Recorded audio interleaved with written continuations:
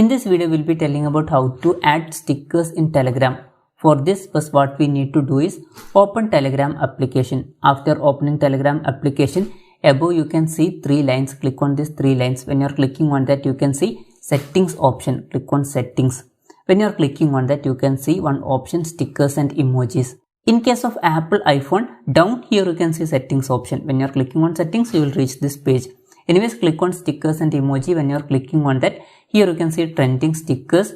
If you want to add any stickers from here, just click on this add button. When you're clicking on that stickers will be added. Down here you can see show more stickers. When you're clicking on that, you can see so many stickers. You can select whichever stickers you want. After that, when you're going to any chat in Telegram, here you can see stickers option. Just click on this stickers option. When you're clicking on that, here you can see stickers which you have added.